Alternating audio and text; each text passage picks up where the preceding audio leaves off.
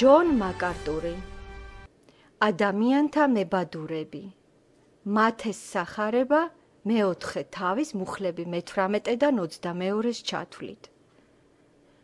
ქადაგება ჩატარდა 1978 წლის 9 ივლისს. წმიდა წერილში არსებული მათეს სახარების მეოთხე თავი ნამდვილად ითვლება ერთ-ერთ შესანიშნავ ტექსტად ბიბლიაში. ზუსტად აქ შეგვიძლია რომ წავიკითხოთ უფალი იესო ქრისტეს დიდებული სიტყვები. მათეს სახარება მეოთხე თავის მე-19 მუხლი. მომყევით მე და ადამიანთა მებადურებად გაგხდით. რამოდენიმე წლის წინ პრესვიტერულ ჟურნალში წავიკითხე ერთი იგავი, რომელიც მათეს სახარების მეოთხე თავის შესწავლის დაწყების პრელუდიად შეგვიძლია გამოვიყენოთ. აი რა იყო იქ დაწერილი. კლდოვანი ზღვის ნაპირას, სადაც ხშირად ხდებოდა გემების დაღუპვა, იდგა პატარა გადამრჩენელთა სადგური. ეს არანაირად არ იყო აღჭურვილი ტექნოლოგიის საუკეთესო მიღწევებით. შენობის ნაცვლად იდგა პატარა ჯიხური და გადამრჩენელთა ჯგუფისავლადიდებას წარმოადგენდა ერთი დამჯღრეული ნავი, მაგრამ თავად სადგურის ეკიპაჟი, თავის საქმეზე თავდადებული რამოდენიმე გადამრჩენელი მუდმივად გადიოდა ვახტზე ზღვაში და არ ფიქრობდა რა საკუთარ თავზე დაუღალავად ეძებდა გემის კატასტროფის შედეგად გადარჩენილ ხალხს, რათა მათთვის დახმარება აღმოეჩინათ. ამ შესანიშნავი სადგურის გადამრჩენელებმა უამრავი სიცოცხლე გადაარჩინეს და მან მეტად გაითქვა სახელი იმარე-მარეში.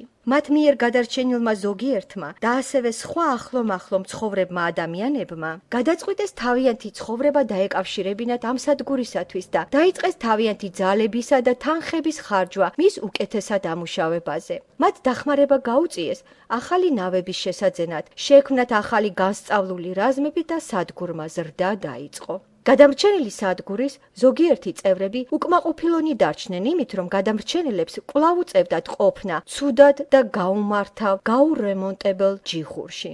მათ გადაწყვიტეს, რომ იმათთვის, ვისაც ზღვის ცივი წყლებიდან ამოიყვანდნენ, აუცილებელია განეკუთვნოს საუკეთესო ოთახები პირველად ღამის თევისათვის. მათ გასაშლელი ლოგინები შეცვალეს ახალი კომფორტული ავეჯით, ახალ აშენებულ შენობაში. ეხლა გადამრჩენელთა სადგური მეტად პოპულარული ადგილი გახდა წევრებთა შესაკრებად. იგი ერთგვარად თავშეყრის ადგილად, კლუბად გადაიქცა, სადაც ავეჯი და სახლის სხვა მორთულობანი შეესატყვისებოდა ყველაზე მაღალ მოთხოვნებს. სადგურის წევრებმა უკვე დაკარგეს განსაკუთრებული ინტერესი ზღვაში გასვლისა, ჩაძირული ხომალდების მოძებნისა და ცდილობისა გადაერჩინათ გემის მსხვერპლის შედეგად გადარჩენილი ჯერ კიდევ ცოცხალი ადამიანები. მათ უბრალოდ დაიქირავეს პროფესიონალური ჯგუფები, რომლებიც ასრულებდნენ გადარჩენის მისიას. გარეგნულად კვლავ წყლებში გადარჩენის სახეები ჭარბობდა. კლუბის წევრთა ყოველის ხდომა იწყებოდა მთავარი დარბაზის შუაგულში მოთავსებული სპეციალური რიტუალური ნავის შემოვლით. ერთხელ ზღვის ნაპირთან ჩაიძირა უზარმაზარი გემი. პროფესიონალებმა გადამრჩენელებმა რაზმებმა ნაპირზე ამოიყვანეს სველი ადამიანების უდიდესი რაოდენობა. უმრავლესობა, რომელთაგანაც კინაღამ დაიხრჩო. ყველანი ისინი მეტად ჭუჭყიანები იყვნენ და უმრავლესობას გული ერეოდათ. ზოგიერთების კანი მეტად გაშავებული, ზოგიერთების კი გაყვითლებულიც კი იყო.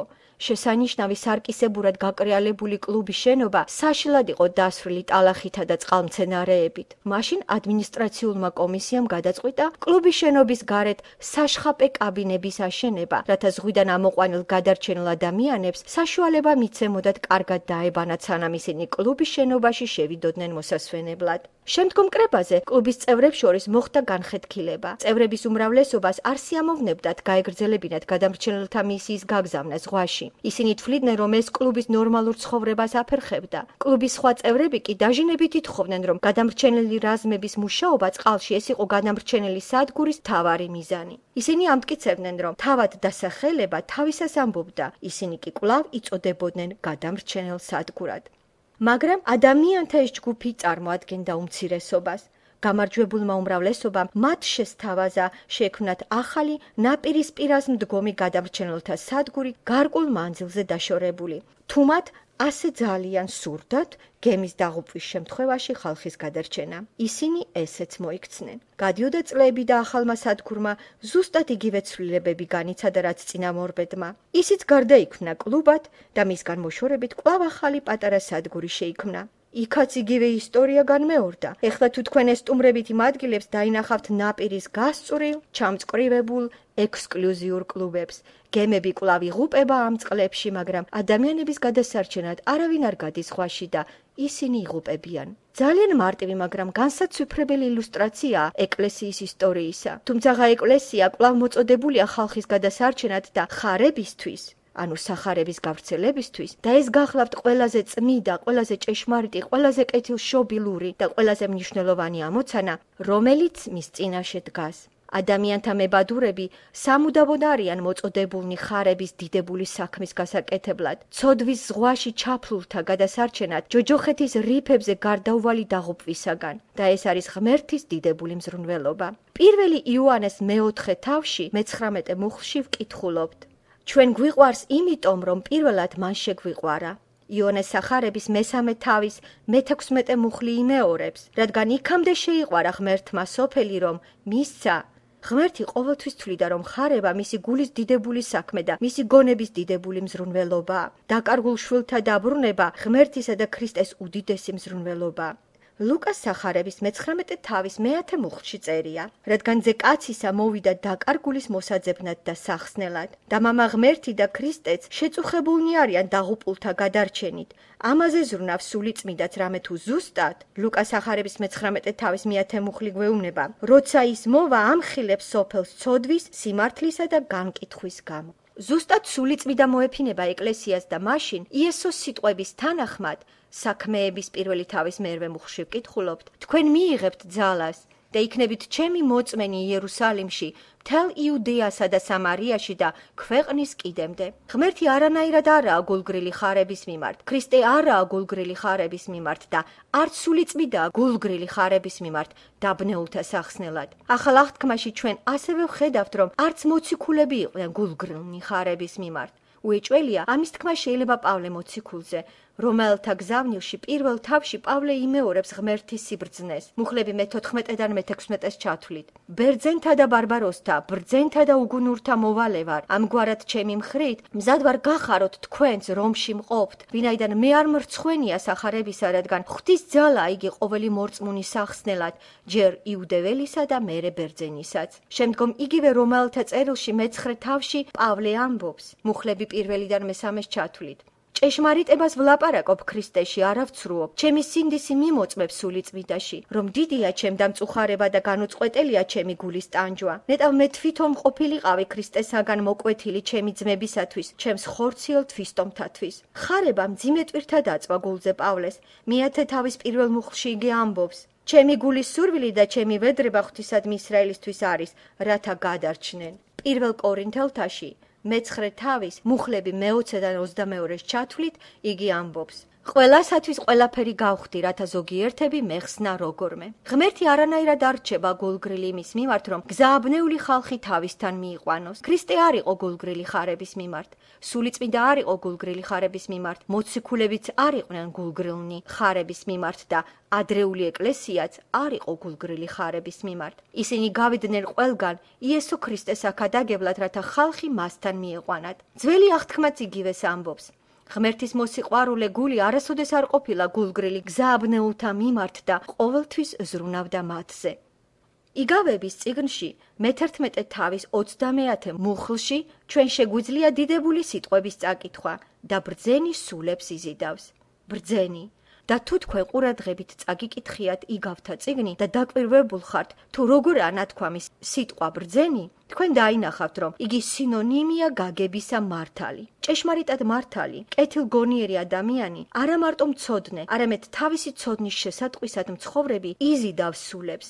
ასეთი ადამიანი ჭეშმარიტად ბრძენია. დანიელ წინასწარმეტყველის ბოლო ნაწილში მე-12 თავის მე-3 მუხლში ვკითხულობთ. განბრძნობილნი განათდებიან, როგორც ცის მყარის ნათება და მრავალთა სიმართლისკენ მომაქცეველნი, როგორც ვარსკვლავები უკუნითი უკუნისამდე. ადამიანები, რომლებიც სხვას მოაბრუნებენ ჭეშმარიტებისაკენ, დასახელებულნი არიან როგორც ბრძენები და სამუდამოდ განათებულნი იქნებიან. მე ვფიქრობ, ჩვენს ეკლესიაშიც არსებული ბიბლიის შესწავლის ერთ-ერთი კურსი ცის მყარის ნათება, სწორედ ამიტომაც იწოდება ესე. ღვთის სიტყვა მეტად ნათლად ამბობს ამაზე და ჩვენი ტექსტიც ამტკიცებს ამას. მათეს სახარების მეოთხე თავის მე-19 მუხლში ჩვენ ვკითხულობთ უფალი იესო ქრისტეს სიტყვას. უთხრა მათ: მომყევით მე და მებადურებად გაგხდით. ეს გახლავთ ძვირფასი აღთქმა.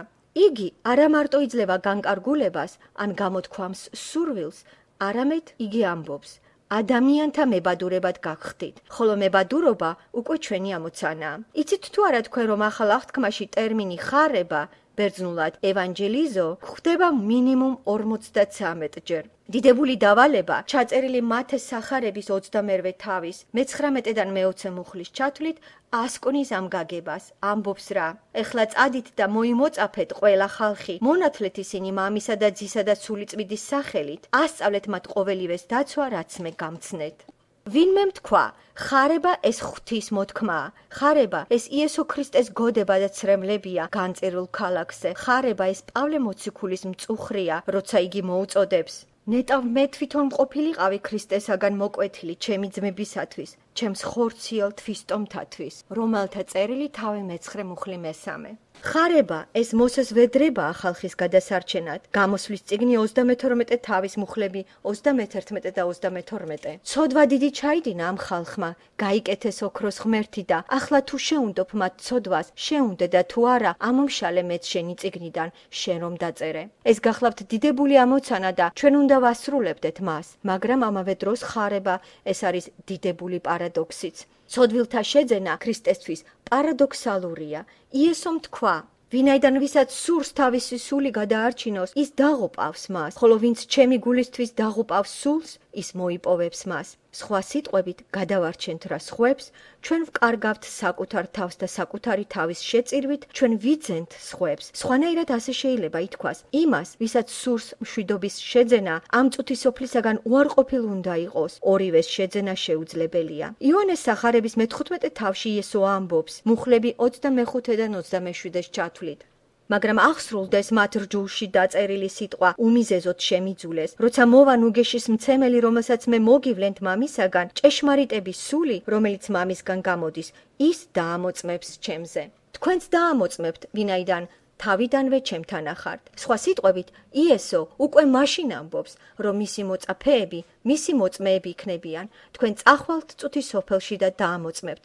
და რა მოხდება მაშინ? მე-16 თავის მეორე მუხლი გვეუბნება: სინაგოგიდან მოგკვეთენ, მაგრამ მოდის ჟამიც, როცა ყველა თქვენს მკვლელს ეგონება, რომ ამით ღმერთს ემსახურება. წუთის სოფელზე გამარჯვებული მშვიდობის შემძენელი გარიყული იქნება წუთის სოფლიდან, ვისაც საკუთარი სიცოცხლის გაფრთხილება უნდა, დაკარგავს მას, ხოლო ვინც საკუთარ სიცოცხლეს შესწირავს სხვების გადარჩენას, ის შეიძენს მას. აი როგორია იესოს გზა, ეს გახლავთ ჩვენი უფალი, რომელმაც გვიხსნა სიკვდილისაგან დაამარცხა სიკვდილი, მიიღო რა სიკვდილი. სიკვდილითა სიკვდილისა დამთრგუნველი. ასევე ხარება, ეს გარკვეული აზრით მცირედის გამო მეტის შეწირვა, ღირსეულის გაწირვა უღირსისთვის. აქ ძლიერი იღუპება, რათა სუსტმა იცოცხლოს. ეს არ გახლავთ სიყვარულს მოკლებული თეორია ძლიერთა გადასარჩენად, ეს გახლავთ ძლიერის მსხვერპლად გაღება იმისათვის, რომ სუსტმა სიარული შეძლოს. ბიბლია ნათლად მოწმობს, რომ ჩვენ ვალდებულნი ვართ შევწიროთ საკუთარი თავი, რათა მივიდეთ იმათთან, ვინც ამ წუთის სოფელში იესო ქრისტეს გარეშე ცხოვრობს და საკუთარი თავი გავწიროთ, რათა ისინი მოვიპოვოთ. რამოდენიმე დღეს უკან ყურადღებით გადავათვალიერე ერთი ძველი წიგნი. მე მომწონს ძველი წიგნების კითხვა, რამე თუ ვარაუდობ, რომ ყველაფერი ის, რაც ჩვენ გვეჩვენება ახალ და თანამედროვეობის შესანიშნავ აღმოჩენად, ოდესღაც უკვე იყო ნათქვამი. და როგორც ერთგვარი განძი ინახება ძველი წიგნების ფურცლებზე. ღვთის სული საუკუნეების მანძილზე ყოველთვის უხსნიდა თავის ხალხს დიდებულ ჭეშმარიტებებს. და აი ამ კვირაში მე გადავხედე ერთ ძველ წიგნს, რომელიც ჯერ კიდევ 1877 წელს იყო დაწერილი და ვიპოვე მასში ერთი პატარა შენიშვნა, რომელიც მეტად საინტერესოდ მეჩვენა. ავტორი ცდილობს მკითხველები წააქეზოს ხარებისაკენ.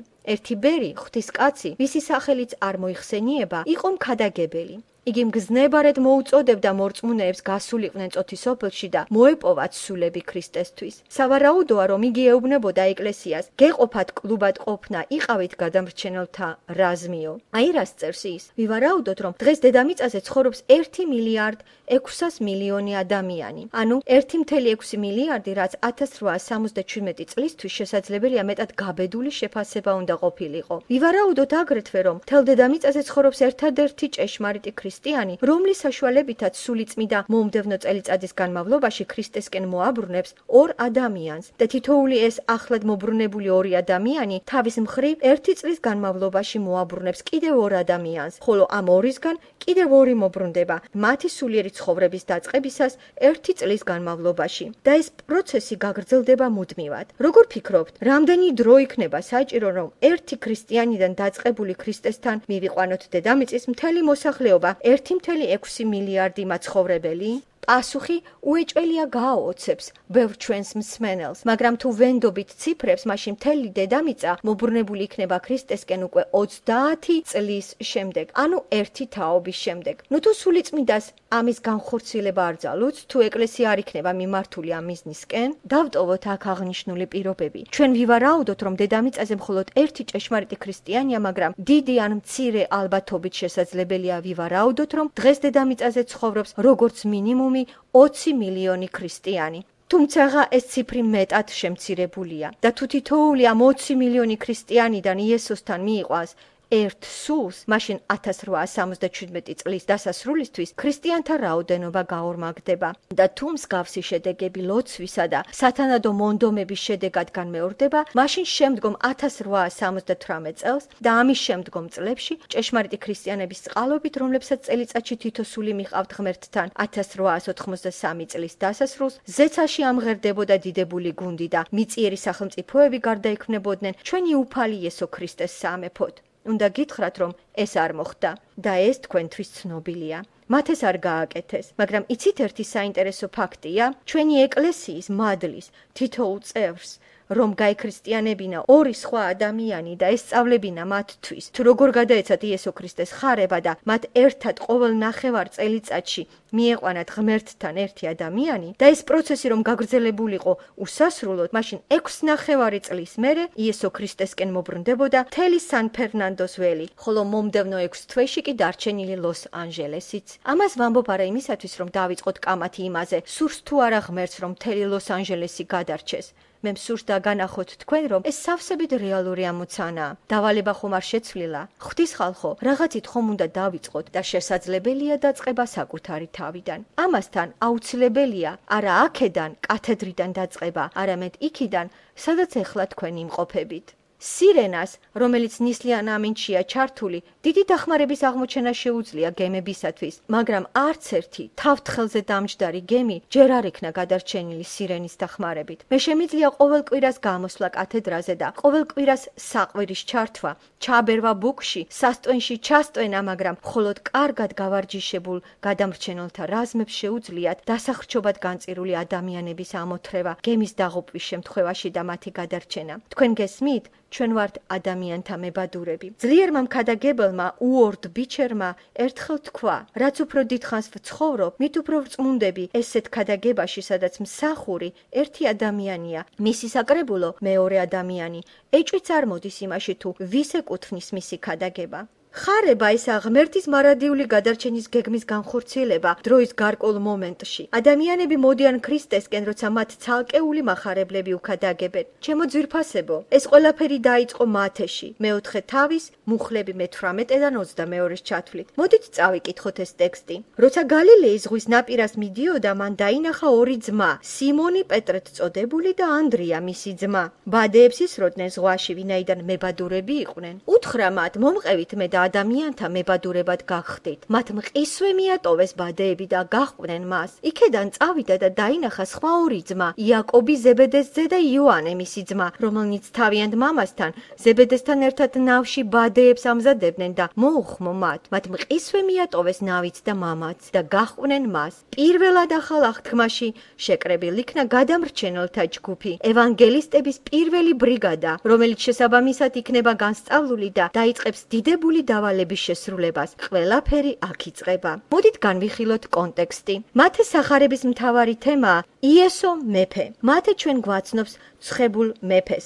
ყველგან მათე სახარებაში ჩვენ გვხვდება იესო ქრისტეს მეფობის მტკიცებები და ჩვენ ვიხილავთ მას მეფედ. ამაზე უკვე გვისაუბრია, როცა შევისწავლეთ მათეს მეოთხე თავის მუხლები მე-12-დან 25-ს ჩათვლით. მათე სახარების მეოთხე თავის მუხლები მე-12-დან 25-ს ჩათვლით, ეს დიდი განყოფილება დამიზნულია მეფე იესოს მსახურების დაწყებაზე. ზუსტად აქ, გალილეაში, იესო იწყებს თავის მეფურ მსახურებას. ამ განყოფილებას ჩვენ ვეძახით აღმოსვლის პირველ სხივებს. ქალაქში შედის დიდი ხნის ნანატრი მეფე. მრავალი წლის მზადების შემდეგ, იოანე ნათლისმცემელის მსახურების შემდეგ, მონათვლისა და უდაბნოში გამოცდის შემდეგ, იესო იწყებს თავის მეფურ მსახურებას. თავის მსახურებას იესო იწყებს აქ, მათეს სახარების მეოთხე თავის მუხლები მე-12-დან 25-ს ჩათვლით და წარსულ კვირას ჩვენ ამას ვიაზრებდით რამოდენიმე პუნქტად. პირველი, მე-12 მუხლში ჩვენ ვხედავთ, რომ იესომ თავისი მსახურება დაიწყო ყველაზე შესაფერის დროს. მეორე, მუხლებში მე-13-დან მე-16-ს ჩათვლით, მახარებელი ამბობს, რომ მსახურება დაიწყო საჭირო ადგილას, გალილეაში.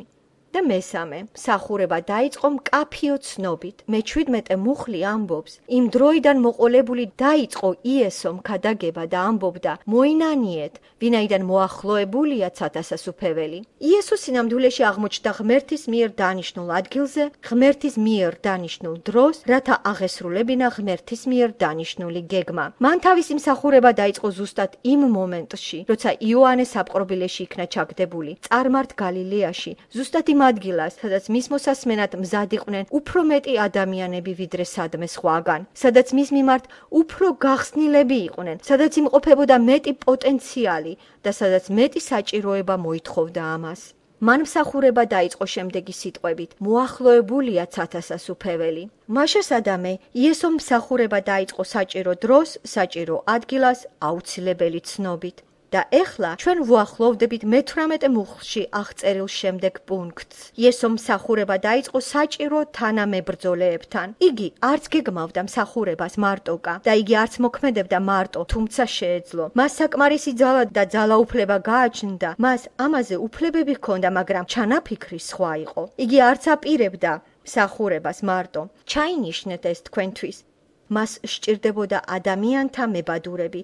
მაშასადამე ადამიანების დაჭერაა საჭირო. რამოდენიმე წლის უკან ექიმმა დურიამ თქვა, ავადმყოფ სულს არ ჭირდება ლექცია მედიცინაზე, მას ექიმის მიერ გამოწერილი წამალი სჭირდებაო. იესოს სჭირდებოდა არა ისინი, ვინც უბრალოდ ისმენს ლექციას მედიცინაზე, არამედ ისინი, რომელთაც შეუძლიათ სულის სამკურნალო რეცეპტის გამოწერა, ვინც ამას საჭიროებდა. ჩვენ არ ვიცით, თუ როგორ იყვნენ გადამრჩენილ რაზმში ჩაწერილნი 12 მოწაფე, მაგრამ ჩვენ ვიცით, მათ თავად იესომ მოუწოდა. ჩვენ ვიცით 7 მათგანის იქ მოწოდების გარემოებანი, დანარჩენი 5-ის შესახებ ჩვენ არ ვიცით დეტალები, მაგრამ ვიცით, რომ მათაც პირადად იესომ მოუწოდა. მან თავად აარჩია თავისი გადამრჩენელი რაზმი. მან შეარჩია ისინი, ვისი გაგზავნაც ისურვა ამ შესანიშნავი მისიის, ადამიანთა მებადურებად ყოფნა. ღმერთი არასოდეს არ ამჟღავნებს უგულისყურობას თანამებრძოლეების არჩევაში. შეიძლება მივუბრუნდეთ ძველ აღთქმას, სადაც აღწერილია განსაცვიფრებელი ისტორია, თუ როგორ აირჩია ღმერთმა ისრაელი, რათა ეს ხალხი გამხდარიყო ღმერთის თანამებრძოლი ხარების საქმეში. ზუსტად ისრაელიანები უნდა გამხდარიყვნენ ღმერთის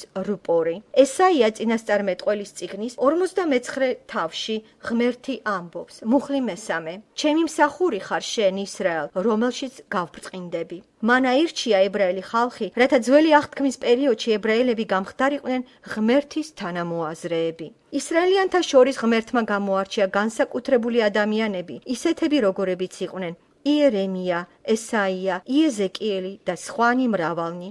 ასევე ახალ აღთქმაში იოანეს მე-15 თავის მე-16 მუხლში უყურებს, რომ თავის 12 მოწაფეს თვალებში იესო ამბობს: თქვენ არ აგირჩევივართ, არამედ მე აგირჩიეთ თქვენ და დაგადგინეთ, რათა წახვიდეთ და ნაყოფი გამოიღოთ. იოანეს მე-6 თავის 70 მუხლში იესო ამბობს: 12 არ აგირჩიეთ? თქვენ შეიძლება იკითხოთ, ნუ თუ მან მეც ამირჩია ადამიანთა მებადურად? დიახ, ყველანი, ვინც ქრისტეშია, ვალდებულია შეასრულოს ეს დავალება. ჩვენ ყველამ უნდა ვიქადაგოთ ქრისტე. ჩვენ ყველა ვალდებულნი ვართ ვიმუშაოთ სამკალზე, რომელიც გათეთრდა და მზადაა სამკალად. ჩვენ ყველანი. ვკითხულობთ რა საქმე მოციქულთა წიგნს, ჩვენ ვხედავთ, რომ ეკლესია იზრდებოდა და ფართოვდებოდა და როგორც თითოეული ხდებოდა გადამრჩენელთა რაზმის წევრი. ასევე ძველი აღთქმის წინასწარმეტყველებს და ახალი აღთქმის მოციქულებსა და მოწაფეებს შეუერთდნენ ყველანი ისინი, ვინც მივიდა იესო ქრისტესთან. ეს ჩვენი საყოველთაო ამოცანა. ლუკას სახარების 24 თავის 46-ე მუხლში ვკითხულობთ. ასე წერია, რომ ქრისტე უნდა დაიტანჯოს და მკვდრეთით აღდგეს მესამე დღეს და შემდგომ და მისი სახელით ნაქადაგები უნდა იყოს მონანიება ცოდვათა მისატევებლად ყველა ხალხში, იერუსალიმიდან მოყოლებული. თქვენ კი ამის მოწმენი ხართ. მიაქციეთ თუ არა ყურადღება იმას, რომ მონანიებაზე და ცოდვების მიტევებაზე უფალის სახელით აუცილებელია ქადაგება ყველა ხალხში. იერუსალიმი კი მხოლოდ ამ საქმის დაწყება უნდა ყოფილიყო. ქადაგება ქალაქის საზღვრებს უნდა გასცლოდა და ამჟამად ეს საქმე გრძელდება ჩვენში. აი რატომაა რომ საქმე მოციქულთა პირველი თავის მერვე მუხლში წერია. არამედ თქვენ მიიღებთ ძალას, როცა გადმოვა სული წმიდა თქვენზე და იქნებით ჩემი მოწმენი იერუსალიმში, მთელ იუდეასა და სამარიაში და ქვეყნის კიდემდე. ამიტომაც მეორე კორინთელთა მეხუთე თავის მე-20 მუხლში პავლე ამბობს: ამგვარად ჩვენ ელჩები ვართ ქრისტესთვის და ვითომც თავად ღმერთი შეგაგონებდეთ ჩვენი მეშვეობით, ქრისტეს სახელით გთხოვთ, შეურიგდით ქრისტეს. იგივეს იმეორებს პეტრეც პირველი პეტრეს წერილში მეორე თავის მე-9 მუხლში. თქვენ კი რჩეული მოდგმა ხართ სამეფო სამღვდელოება წმიდა ერი, წილხვედრილი ხალხი, რათა გამოაცხადოთ მისი სათნოებანი, ვინც სიბნელიდან თავისი საკვირველი ნათლისკენ გამოგიხმოთ. ყველაფერი დაიწყო 12 მოწაფით. მერე შეეხო ადრეულ ეკლესიას იერუსალიმში, მერე მოაღწია იუდეას, შემდეგ სამარიას და შემდეგ გავრცელდა მთელს ჩვენს დედამიწაზე. ხარება, ეს ჩვენი საქმეა. ჩვენ ასევე უნდა გავყვეთ იესოს და გავხდეთ ადამიანთა მებადურები. ვფიქრობ, რომ ამ სიტყვებმა ძლიერად უნდა ამხილოს მადლის ეკლესიის წევრები, რამე თუ ჩვენი ცხოვრების ამ ეტაპზე ეს განსაკუთრებით მნიშვნელოვანი საკითხია. ერთხელ მე მითხრეს, რატომ ამახვილებ განსაკუთრებულ ყურადღებას სახარებაზე და აქცენტს სვამ სულიერი ცხოვრების ამ ასპექტზე? მაშინ მე ვუპასუხე, მე უბრალოდ მივყვები იმ საქმების ნაკადს, რომელსაც იესო ქრისტე აქ ახდენს. მე არაფერს არ ვანგარიშობ, არ ვგეგმავ თუ რა უნდა გავაკეთო დღეს და რა უნდა გავაკეთო ხვალ. ეს ეკლესია ეკუთვნის იესოს, თავად იგი ქმნის მას, მე მხოლოდ მივყვები ამ დინებას. ხანდახან მე თავად არ ვიცი თუ რა ხდება, სანამ ვინმე არ მიაპყრობს ჩემს ყურადღებას ამაზე და მაშინ მე მეუბნებიან, შეამჩნიე კი შენ რომ ბოლო დროს ჩვენ ბევრს ვსაუბრობთ სახარებაზე? მართლა? ალბათ ასეც არის. ამაშია მთელი სიამოვნება იყო იქ, სადაც მოქმედებს სული წმიდა. მე არ ვმართავ პროცესს, მაგრამ მე ვაძლევ მას მიმართულებას. მე მხოლოდ მივემართები იგივე მიმართულებით და მწამს, რომ თავად ღმერთი ხელმძღვანელობს ჩვენით. მე ვფიქრობ, რომ ეხლა დადგა ის მომენტი, როცა მადლის ეკლესიამ უნდა მიაქციოს განსაკუთრებული ყურადღება ხარებას. ჩვენ უკვე გვაქვს ევანგელიზაციას, ჩვენ უკვე გვაქვს შესანიშნავი ურთიერთობა, ჩვენ განსწავლული გვაქვს დიდებული ჭიშმარიტებები, თუმცა ჩვენ იმდენად შეგვიძლია ჩავეფლოთ ამ ხიბლავ სიმდიდრეებში და დავივიწყოთ გზასაცდენილი ადამიანები, რომლებიც იღუპებიან. ჩვენ იმდენად შეიძლება გაგვიტაცოს საკუთარმა გალობამ, რომ შეიძლება დაგვავიწყდეს ის, რომ ეს სიმღერა სხვებმაც უნდა გაიგონონ. ჩვენ იმდენად შეიძლება მოგვეწონოს აქ, რომ შეიძლება დაგვავიწყდეს, რომ არის ხალხი იქაც. იტალიაში ცხოვრობდა ერთი დურგალი, სახელად ლუიჯი ტარიზიო. როდესაც იგი გარდაიცვალა მილანში, თავის პატარა სენაკში, აბსოლუტურ სიღარიბეში, სხვენზე, კედლებზე და იატაკზე აღმოაჩინეს 246 ყველაზე განთქმული ოსტატების ვიოლინოები. იგი მთელი თავისი ცხოვრების მანძილზე აგროვებდა მათ და ინახავდა სხვადასხვა ადგილას. ყველაზე საუკეთესო ვიოლინოები ნაპოვნი იქნა ძველ ნახევრად დაშლილი კარადის ქვედა უჯრაში. მუსიკის ერთგულ მცოდნე და მოყვარულ ტარიზიოს დიდი ხნის განმავლობაში არ უჩვენებია სამყაროსთვის ეს ინსტრუმენტები და მთელი ამ დროის განმავლობაში, სანამ ეს ვიოლინოები, ალტები, ვიოლონჩელოები, რომლებიც ეკუთვნოდათ სტრადივარის, ამატისა და სხვა გამოჩენილ ოსტატებს, იმტვერებოდა მის სხვენზე, არავის ამ დედამიწაზე არ შეეძლო მათი მოსმენა. ასევე იქცეოდნენ მისი წინამორბედები. იცით თუ არა თქვენ, რომ სტრადივარის ერთ-ერთ ყველაზე ცნობილ ვიოლინოს ხემი პირველად შეეხო მაშინ, როცა ვიოლინოს შეუსრულდა 157 წელი, რამე თუ იგი დამალული იყო ადამიანებისაგან. საინტერესოა, რამდენი ქრისტიანი წააგავს ლუიჯი ტარიზიოს? მთელი ჩვენი სიყვარულით ეკლესიის მიმართ, მთელი ჩვენი სიყვარულით ღვთის სიტყვის მიმართ, რამდენადა ვართ ჩვენ შთანთქმული ამ განძებით? ხომ არ გამოდის ის, რომ ჩვენ არ ვაძლევდით უფლებას სამყაროს მოესმინა ღვთიური მუსიკა? ეს ხომ უბედურებაა. ერთხელ წავაწყლის შემდეგ სტატისტიკურ მონაცემებს, რომელთა დაჯერებაც არც ამ სურს. ქრისტიანების 95%-ს თავისი ცხოვრების მანძილზე არც ერთი ადამიანი არ მიუყვანიათ იესო ქრისტესთან. სამყაროში არსებულ 95% სულიერ ვიოლინოებს არასოდეს ბგერაც არ გამოუციათ. შესაძლოა ეკლესიის სიყვარული არა აუცილებელი უარის თქმა იმაზე თუ რა გიყვარს ეკლესიაში, მაგრამ აუცილებელია გახვიდე ხალხში და დაამოწმო. მე ძლიერ მომწონს ერთი ისტორია, რომელსაც ყვებოდა დუაიტ მუდი. ერთხელ იგი შევიდა ჩიკაგოს სურათების გალერეაში და მისი ყურადღება მიიპყრო სურათმა შემდეგი დასახელებით: მუდმივი კლდე. დღეს ჩვენ ზუსტად ამ სათაურის მქონე შესანიშნავი ჰიმნი ვიმღერეთ. სურათზე, რომელიც დაინახა დუაიტ მუდიმ, გამოსახული იყო ადამიანი, რომელიც ორივე ხელით იყო ჩაჭიდებული კლდეში ჩაზრდილ ხის ჯვარს, ხოლო თავად კლდეს გაშმაგებით ეხეთქებოდა ზღვის აღელვებული ტალღები. ევანგელისტი იხსენებდა: მე გავიფიქრე, რომ ეს ყველაზე დიდებული სურათია დედამიწაზე. გავიდა წლები, იხსენებს მუდი, და მან კვლავ დაინახა კიდევ ერთი მსგავსი სურათი. მასზეც ასევე იყო გამოსახული ადამიანი, რომელიც ჯვარს იყო ჩაჭიდებული, მხოლოდ აქ იგი ერთი ხელით იყო ჯვარს ჩაჭიდებული, ხოლო მეორე ხელი გაწვილი ჰქონდა ადამიანისაკენ, რომელიც ზღვაში ხრჩობოდა და შველას ითხოვდა. ეს იყო კიდევ უფრო დიდებული სურათი, ვიდრე ადრინდელი, იხსენებს ევანგელისტი. ჩვენი ეკლესია მადლი ძლიერ მდიდარია და მე იმედი მაქვს, რომ არ დავივიწყებთ იმათ, ვინც საჭიროებას ითხოვს იმაში, რაც უკვე არის ჩვენს განკარგულებაში. ერთ-ერთ თავის წიგნში სამუელ გორდონი აღწერს გაბრიელ მთავარანგელოზის დიალოგს ქრისტესთან, მას შემდეგ რაც იგი ცად იქნა ამაღლებული. ანგელოზი ეკითხება ქრისტეს იმის შესახებ, თუ როგორ მოისმენს ახლა სამყარო ევანგელიას. ამაზე იესო მას უპასუხა: მე ვუთხარი პეტრეს, იაკობს, იოანეს, ანდრიას და ზოგიერთ სხვას, რომ მათ მთელი თავისი სიცოცხლე დაამოწმონ ჩემზე სხვებთან, ხოლო იმათმა დაამოწმონ კიდე სხვა ადამიანებთან და ასე იქამდე, სანამ მთელი სამყარო არ გაიგონებს ამ ისტორიას და არ შეიგრძნობს მის ძალას. ლეგენდის მიხედვით, ანგელოზმა გაბრიელმა იკითხა, რა მოხდება თუ ისინი არ დაამოწმებენ სხვებთან. მაშინ ქრისტემ ხმადაბლა მიუგო: სხვა გეგმა მე არა მაქვს. რას ნიშნავს ადამიანთა მებადურები? მოდით შევხედოთ მე-18 მუხლს. როცა გალილეის ზღვის ნაპირას მიდიოდა, დაინახა ორი ძმა, სიმონი პეტრე წოდებული და ანდრია მისი ძმა. ბადეებს ისროდნენ ზღვაში, რადგან მებადურები იყვნენ. როცა გალილეის ზღვის ნაპირას მიდიოდა.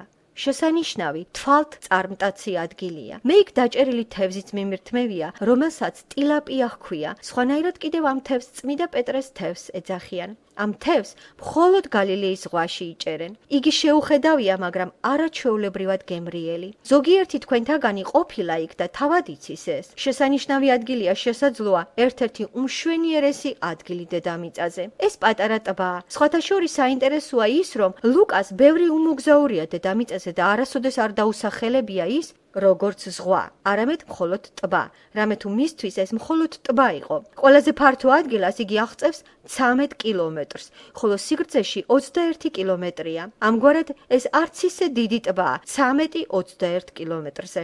ფორმით იგი ოვალურია და ჩრდილოეთის მხარეს უფრო ფართოა ვიდრე სამხრეთის.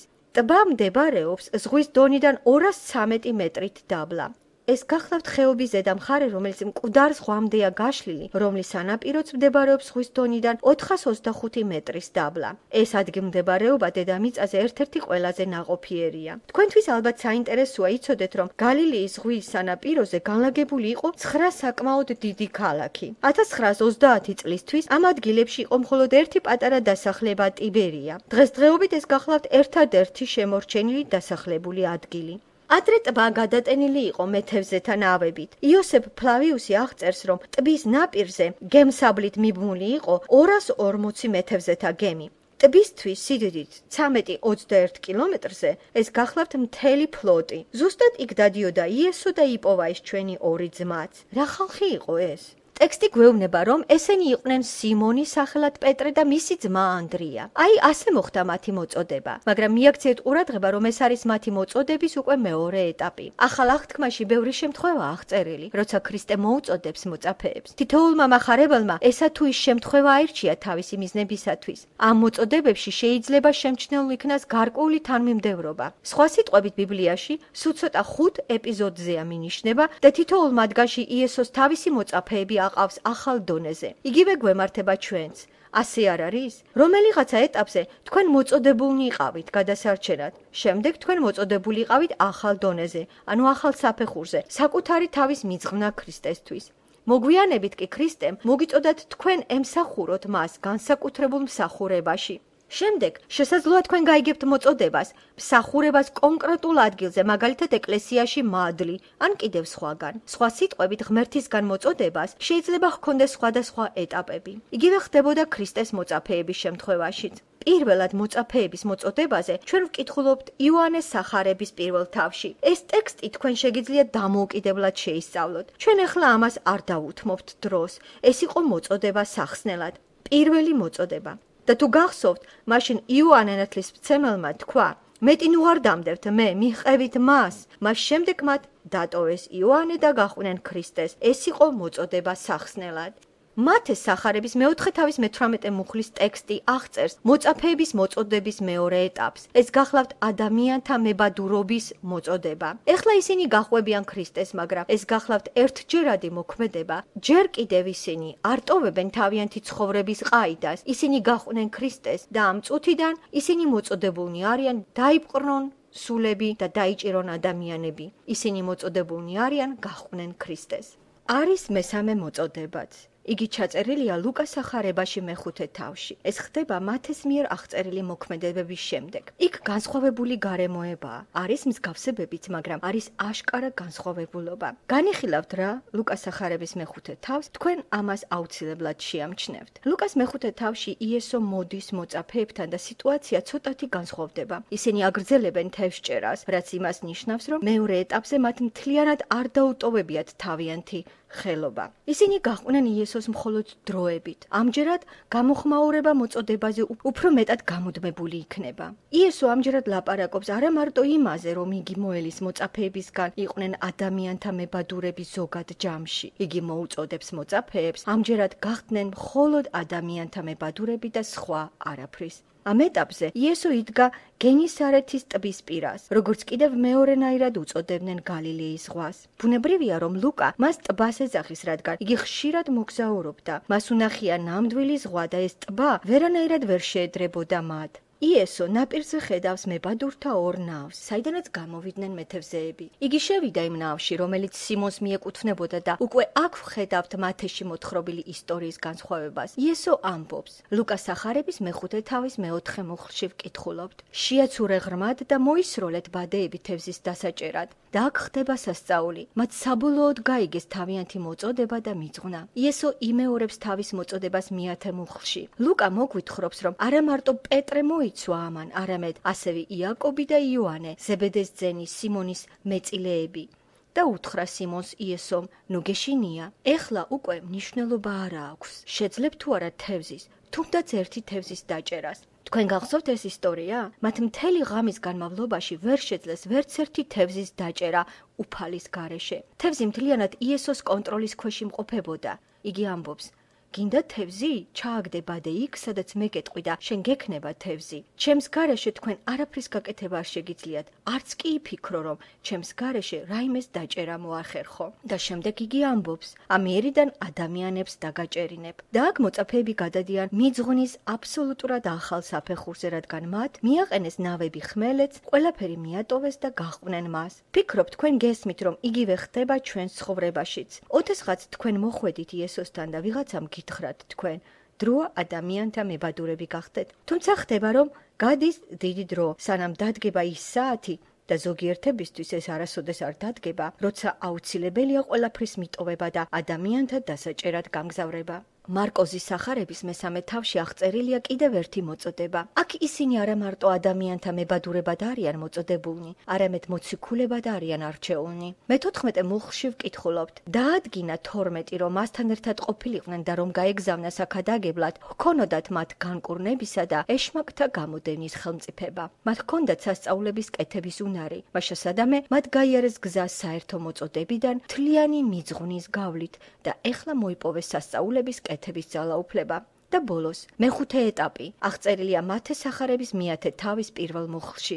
და მოუწოდა თავის 12 მოწაფეს და მისცა მათ ხელმწიფება უწმინდურ სულებზე, რომ განედევნათ ისინი და განეკურნათ ყოველგვარი სენი და ყოველგვარი უძლურება. მეშვიდე მუხლში იესო ეუბნება მოციქულებს წასულიყვნენ და ეკადაგად.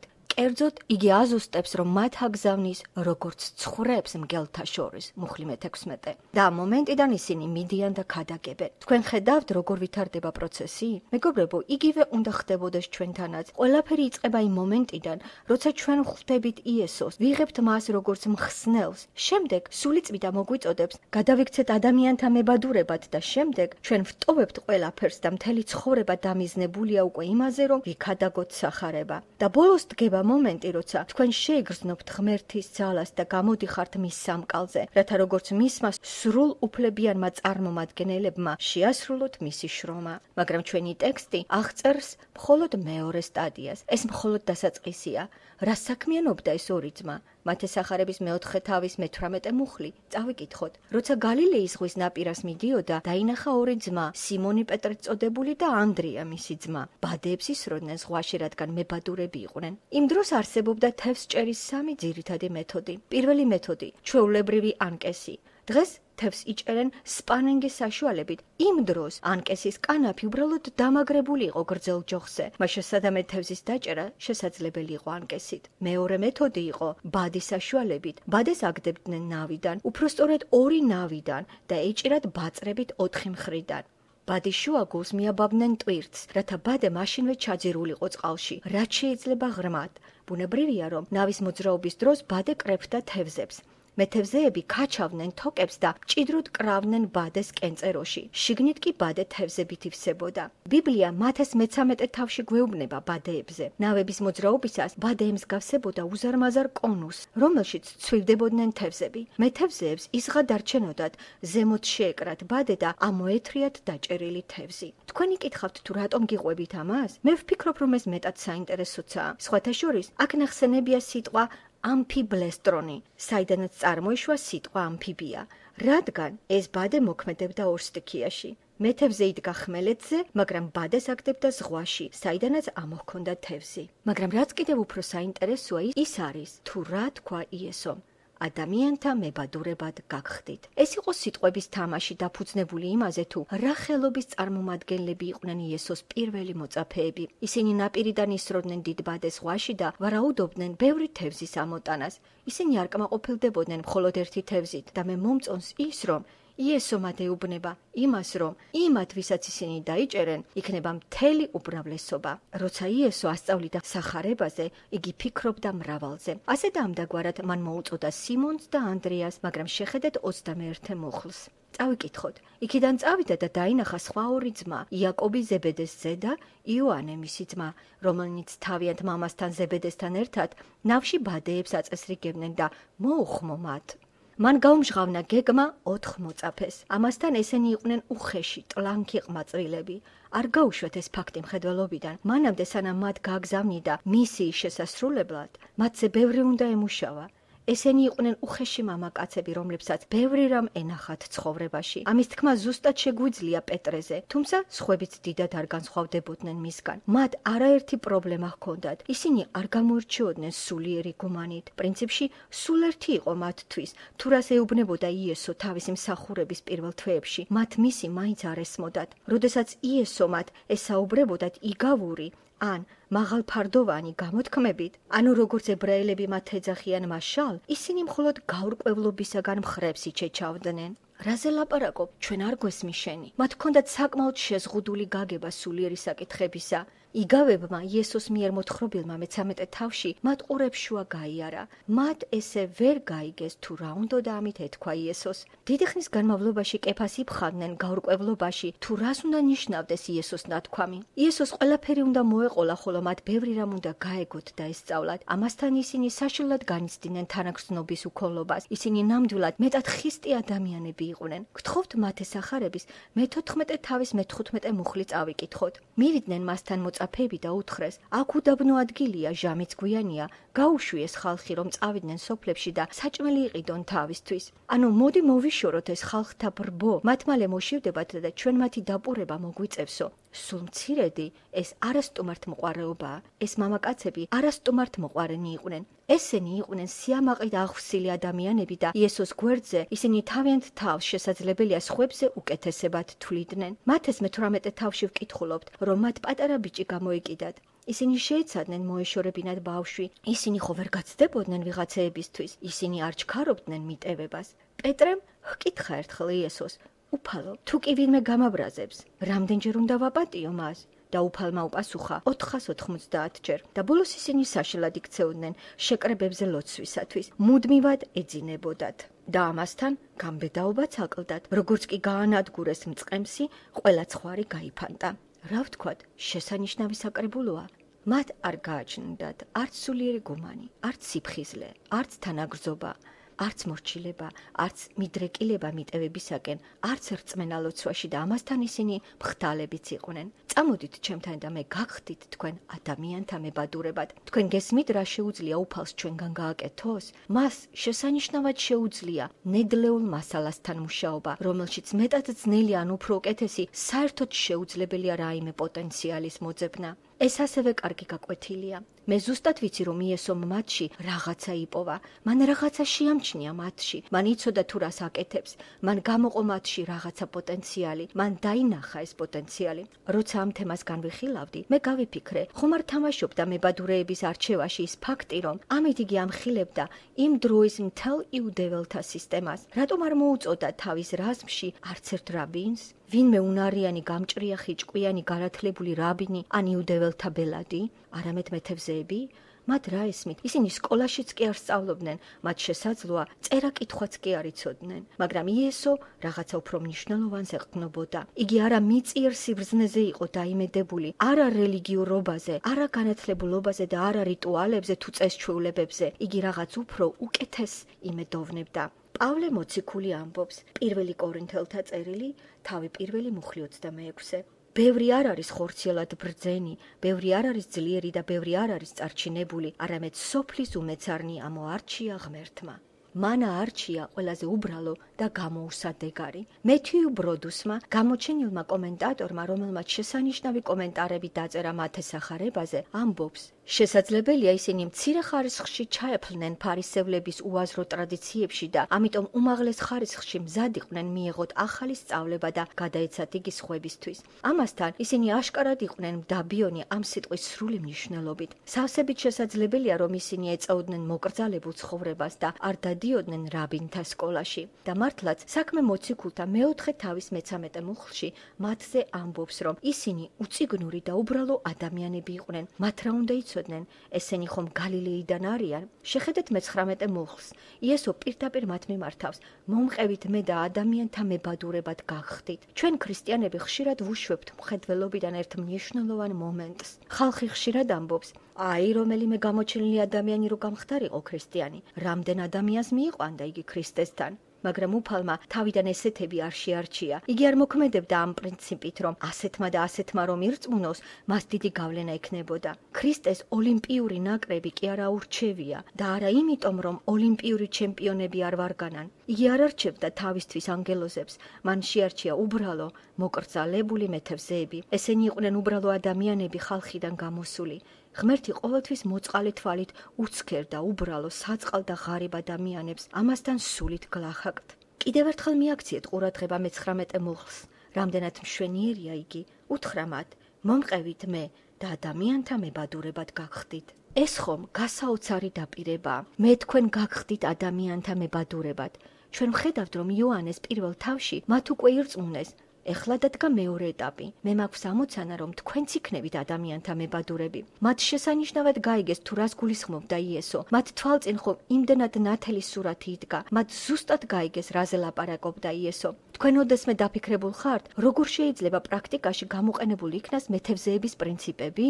მე საერთოდ არაფერი არ მესმის თევზჭერაში და მით უმეტეს, თუ როგორ იჭერენ თევზს ბადით. მაგრამ ჩაფიქრებულ ხართ კი ოდესმე იმაზე, როგორ შეიძლება იქნეს გამოყენებული თევზის ჭერის უნარები სახარების ქადაგებაში. გამოცდილ მეთევზეებს აქვთ მეტად აუცილებელი რამოდენიმე თვისება. პირველი ეს არის მოთმინება. როცა მე ვინმე მეუბნება, რომ ვერ იტანს თევზს ჭერას, ჩემთვის გასაგებია, რომ მას არ გააჩნია მოთმინება როგორც ასეთი. ნამდვილი მეთევზეები სწავლობენ მოთმინებას. ამიტომ, თუ ჩვენ გვსურს ვიყოთ ადამიანთა მებადურები, უნდა ვისწავლოთ მოთმინება. მეორე თვისება, რომელიც გააჩნიათ მეთევზეებს, ეს არის მუდმივობა. ეს თვისება მაოცებს პირადად მე. მეთევზეები ერთი და იგივე საქმით არიან დაკავებულნი და ყოველთვის ბრუნდებიან ერთსა და იმავე ადგილას. ჩვენ ვერაფერი ვერ დავიჭირეთ, მაგრამ დავბრუნდებით და კვლავ ჩავაგდებთ ბადეს.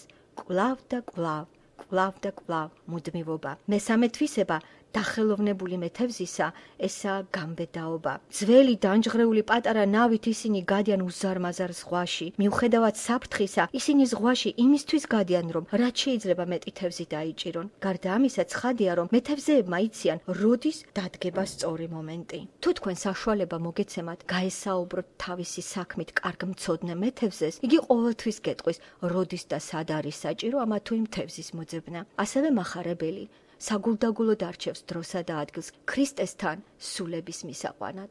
და ბოლოს, შეგიმჩნევიათ თუ არა თქვენ, რომ კარგი მეთევზე ყოველთვის ცდილობს დარჩეს შეუმჩნეველი? მე მახსოვს, ჩემს ბავშვობაში ვიმგზავრე ბიძაჩემთან ერთად აღმოსავლეთის სანაპიროსკენ სათევზაოდ. აქამდე მახსოვს თუ როგორ ცდილობდი ნავიდან თავის გამოყოფას, ის კი მკაცრად მსაყვედურობდა, არ გამოჩნდე. იგი წუხდა, რომ თევზს შეეძლო ჩემი დანახვა და შეშინებოდა და კიდევ რაღაცა ამდაგვარი. ნებისმიერ შემთხვევაში მეუბნებოდა იგი, ნავიდან თავი არ აწიო, არ გამოჩნდე, შენ არ უნდა ჩანდეო, თუ გინდა დაიჭირო თევზი შეეცადე, რომ მან შენ არ დაგინახოსო. არ ვიცი რამდენად მართალია ეს, მაგრამ ეს გახლავთ მეტად ნათელი მაგალითი. კარგი მახარებლის დანახვა მეტად ძნელია კათედრაზე. იგი კადრს მიღმარჩება. თავის თანდასწრებასა და თავის ჩრდილსაც კი იგი მალავს, რაც შეიძლება შორს, რათა იმ ადამიანის ხედვა, რომელიც ისმენს სახარებას, თლიანად დამიზნებული იყოს იესო ქრისტეზე. ასე და ამდაგვარად იესო ამბობს, თქვენ იცით თუ რა არის მოთმინება, რა არის მუდმივობა, რა არის გამბედაობა, თქვენ იცით საუკეთესო დრო და ადგილი, იცით რომ ამ საქმეში არ წარმოაჩენენ საკუთარ თავს, ამიტომ ამოგირჩიეთ თქვენ ადამიანთა მებადურებად. იესომ თავის თავზე აიღო პასუხისმგებლობა, განესწავლა ეს ადამიანები. იცით რა არის ერთადერთი საშუალება ასწავლო სხვა ადამიანს სახარების ქადაგება, უნდა წახვიდე მასთან ერთად დასამოწმებლად. არ შეიძლება გამოხვიდე კათედრაზე და თქვა, მე დავამთავრე ქადაგება, ეხლა კი თქვენ გაემართეთ და გახდით ადამიანთა მებადურები. ჯერ ისინი უნდა განასწავლო, ზოგიერთებმა ხომ ისიც კი არ იცის როგორ ჩამოაცვას ჭიაყელა კაუჭს. ვიღაცამ არ იცის როგორ გაზეთოს ანკესი, ვიღაცამ არ იცის როგორ ჩააგდოს ანკესი. იესომ თქვა, მე გაგხდით ადამიანთა მებადურებად. ის დაპირდა ესწავლებინა სახარების ქადაგება და ასწავლა. იცით რამდენი ხანი დასჭირდა მას ამ საქმისათვის? 3 წელი. 3 წელი წარმოუდგენელია რა? მან ჯერ მათთან გარკვეული დრო გაატარა, მოხაზა მსახურება, რათა მათ შეჰქმნოდათ შთაბეჭდილება ამაზე. შემდეგ ორ-ორი გაუშვა საქადაგებლად. ამას მათე სახარების მეათე თავში ვკითხულობთ. ისინი წავიდნენ საქადაგებლად, შემდეგ დაბრუნდნენ, შემდეგ კვლავ წავიდნენ, შემდეგ კვლავ დაბრუნდნენ. ამასთან დაბრუნებისას ისინი ყოველთვის ანგარიშს აბარებდნენ ჩატარებულ სამუშაოებზე. ქადაგებაზე ორ-ორნი დადიოდნენ და ბრუნდებოდნენ უკან. და ბოლოს მათეს 22-ვე თავში იესო ამბობს, მორჩა, მე უნდა წავიდე, ეხლა ქადაგება თქვენს ხელთაა, თქვენი სწავლება დამთავრებულია. ასეთი იყო სწავლების მეთოდი, რომლითაც იესო ხელმძღვანელობდა. მოუწოდოს თავისთან, მოუყვეს დავალებაზე, ასწავლოს, გაუშვას პირველ მისიაზე, მოისმინოს ანგარიში. და მართლაც, როდესაც მოწაფეები ბრუნდებოდნენ მისიონერული დავალებიდან, ისინი მას უყვებოდნენ, სად და რა მოხდა. მაგალითად აქ ესე იყო, იქ ისე. შეისწავლიდნენ რა გაკვეთილს, ისინი კვლავ მიემართებოდნენ მისიის შესასრულებლად და კვლავ ბრუნდებოდნენ, აბარებდნენ ანგარიშს შესრულებულ სამუშაოებზე. საბოლოოდ მათ გაიარეს ყველა აუცილებელი მომზადების საფეხური და იესო გაემართა მამასთან. როგორ არიგებდა იესო სახარების ქადაგებლებს? ოდესმე დაფიქრებულ ხართ იმაზე თუ როგორ მოძღვრავდა მათ? დარჩენილი დრო მინდა რომ დავუთმოთ ზოგიერთ მომენტებზე ყურადღების მიქცევას. პირველი, შეხედეთ ახალ აღთქმას. რას აკეთებდა იესო, რომ ადამიანები მასთან მისულიყვნენ? იგი უბრალოდ თავის საქმეს აკეთებდა, ისინი კი მას უყურებდნენ. იგი არ უკითხავდა მათ კურსს, იგი უბრალოდ თავის საქმეს აკეთებდა, ისინი კი მას უცქერდნენ და სწავლობდნენ. აი როგორი მეთოდებით სარგებლობდა იესო. პირველი ის, რომ იგი მისაწვდომი იყო ყველასათვის. იესო ქრისტეს ცხოვრების შესწავლით მე ვხედავ, რომ მას მუდმივად უზარმაზარი ბრბო ეხვია გარშემო. იგი ყოველთვის იქ იყო, სადაც იმყოფებოდნენ ცოდვილები. სხვათა შორის მასზე ამბობდნენ, იგი ჭამს და სვამს ცოდვილებთან, იგი მათი მეგობარიაო და იესო ნამდვილად მეგობარი იყო მათი. იგი ნამდვილად მათ გვერდით იყო, ხოლო მათ გაიგეს ცნობა, რომ მის გვერდით ყოფნა მართებდათ. მეორე, მას არ ყავდა გამორჩეულები. იგი არ ეძებდა ურთიერთობას ზეპური საზოგადოების წარმომადგენლებთან. იგი არ მეგობრობდა ცნობილ დიდებულ ადამიანებთან. იგი არ დასდევდა მდიდრებს, რელიგიურ მოღვაწეებთან არაფერი საერთო კავშირი არ ჰქონდა. მნიშვნელობა არ ჰქონდა თუ რა სოციალურ სტატუსს ატარებდნენ. იგი მიმართავდა მდიდარ იაიროსსა და დროს უთმობდა მსუბუქი ყოფაქცევის ქალსაც. მას არ ყავდა ფავორიტები. იგი ყველასთვის იყო მისაწვდომი. არსებობს მესამე ასპექტი, რომელსაც მე ვხედავ იმაში, თუ როგორ უდგებოდა იესო სახარებას. იგი მგრძნობიარე იყო. მას მყისიერად შეეძლო ამოეცნო გახსნილი გული. თქვენ კი ისწავლეთ გახსნილი გულის ამოცნობა? გახსოვთ მარკოზის სახარების მეხუთე თავში, როცა იესო მიდის, მას უამრავი ხალხი ავიწროებს ყველა მხრიდან, თან ისე, რომ მას უჭირს გადაადგილება ამ ბრბოში. წარმოიდგინეთ თუ რას ნიშნავს, როცა თქვენ ბრბო გავიწროებთ. ეს არ აგავს დღევანდელ რიგებს, იქ ნამდვილი ჭყლეტვა იყო. ამ ზედახოცვაში იგი ძლივს გადაადგილდებოდა. მას წნეხავდნენ ყველა მხრიდან და ამ დროს მან მიმართა ხალხს. მიუბრუნდა ხალხს და უთხრა, ვინ შეეხო ჩემს სამოსელს? მარკოზის სახარების მეხუთე თავის 21 მუხლი. მას საპასუხოდ სიცილი მოესმა. ხედავ ხალხი ზედ გაწყდება, შენ კი ამბობ, ვინ შემეხოო?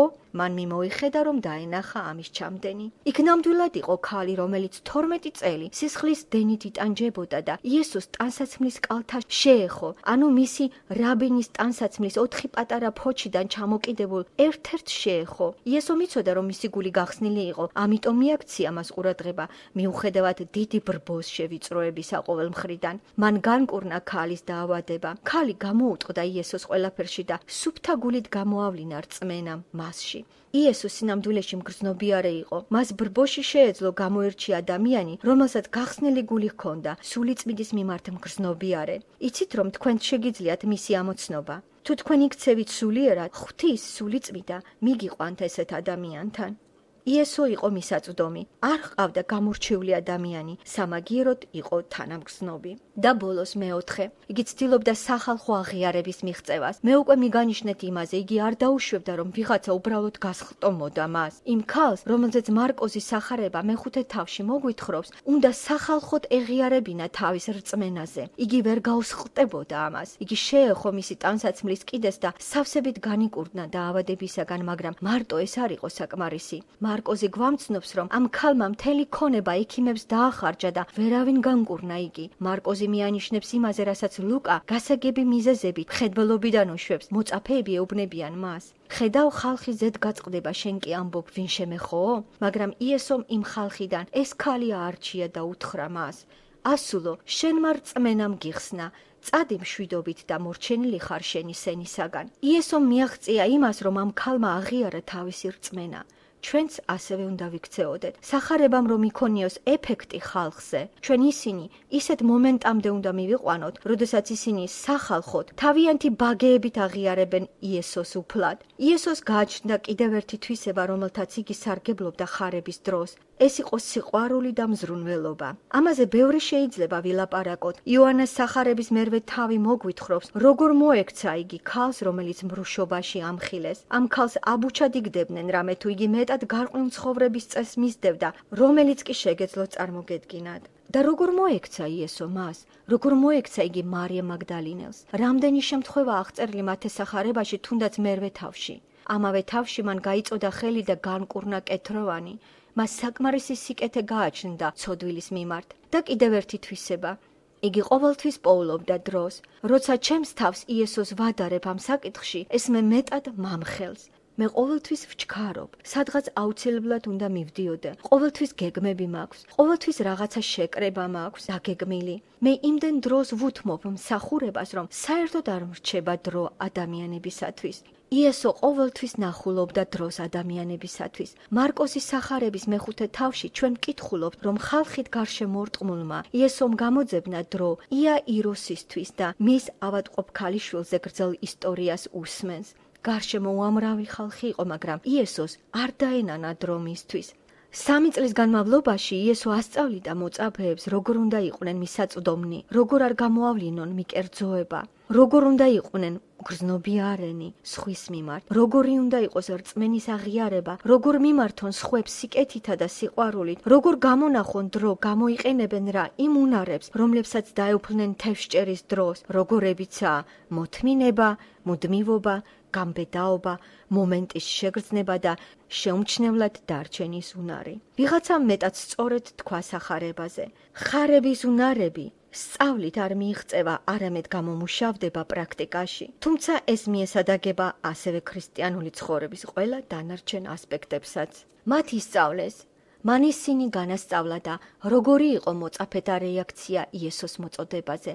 მათ მყისვე მიატოვეს ბადეები და გაყვნენ მას. 22 მუხლი გვეუბნება, რომ ორმა ძმამაც, იაკობმა და იოანემ, ასევე მყისვე მიატოვეს ნავიც და მამაც და გაყვნენ მას. საოცარია, მყისიერი მორჩილება. ეს იყო ძალაუფლების მქონე სიტყვები და როცა შენ ტბის პირას მიმავალი ეუბნები მეთევზეებს მომყევით მე და ისინი მოდიან, ეს უკვე რაღაცას ნიშნავს. და როცა იესოს გამოსახავენ დაქანცულ სუსტ, ქარზე მოქანავე, ბუსაც კი რომ არ გაანაწყენებს ისეთ პერსონაჟად, ეს არ არის იესო. იგი მიდის ხეპრე მეთევზეებთან, რომლებსაც მუშაობისაგან გაუხეშებული ხელები აქვთ და ეუბნება მათ, მომყევით მე. ისინი მყისვე ტოვებენ ყველაფერს, საკუთარ მამასაც კი და მიხვებიან მას. ისინი დამორჩილდნენ. შეიძლება იკითხოთ, რა, განა მათ განსაკუთრებული თავგამოდება ჰქონდათ ვიღაცეების სულების გადასარჩენად? სიმართლე გითხრათ, ამაში ეჭვიმე პარება. მე აბსოლუტურად დარწმუნებული ვარ, რომ მათ არანაირი მსგავსი მისწრაფება არ ჰქონიათ. მაშინ რისი გულისათვის გაყვნენ მას? სურს რაღაცა გითხრათ? გინდათ, რომ ქრისტეს გულისთვის ადამიანთა სულების გადარჩენის მისწრაფება გაგაჩნდეთ? დაიწყეთ მორჩილებით. ზუსტად აქედან იწყება ყველაფერი. უბრალოდ იყავით დამჯერნი. მე ამას ასეთნაირად გამოვხატავდი. მორჩილება ისაა ნაპერწკალი, საიდანაც ენთუზიაზმის ცეცხლი ინთება. იმისათვის, რომ გულში სულების გადარჩენის მისწრაფება გაგიჩნდეთ, უნდა დაემორჩილოთ ღმერთს და ის გარდაქმნის თქვენი მორჩილების mbჟუტავ ნათურას უზარმაზარ ხანძრად. ნება მომეცით ზოგიერთი გამოჩენილი ადამიანების სიტყვები მოვიტანო.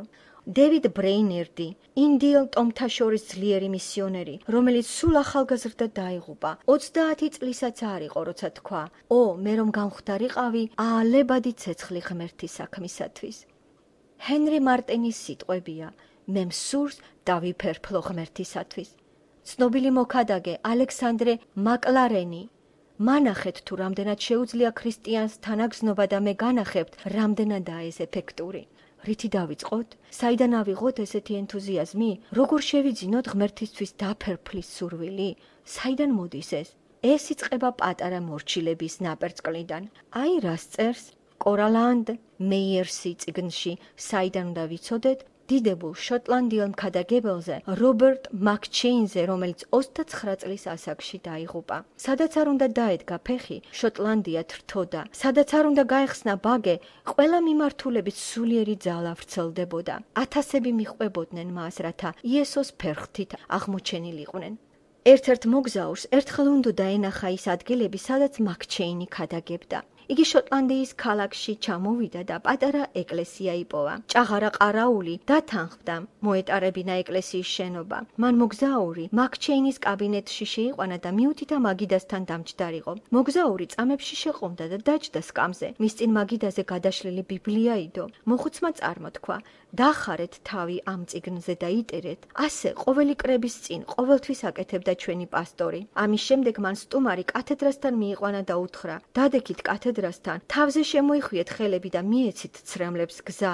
ასე აკეთებდა ყოველთვის ჩვენი პასტორი თავისი ქადაგების დაწყების წინ. შეიძლება გაგიკვირდეთ ის, რომ ასეთი მისწრაფებით დაღუპულ სულებზე, რომელიც მაკჩეინს გააჩნდა სული წმიდისაგან, მან უამრავი ადამიანები მოაბრუნა ქრისტესკენ. მას საიდან დავიწყოთ თუ კი ხარება რაღაც შორეულად გვევლინება? რისგან იწყება ყველაფერი?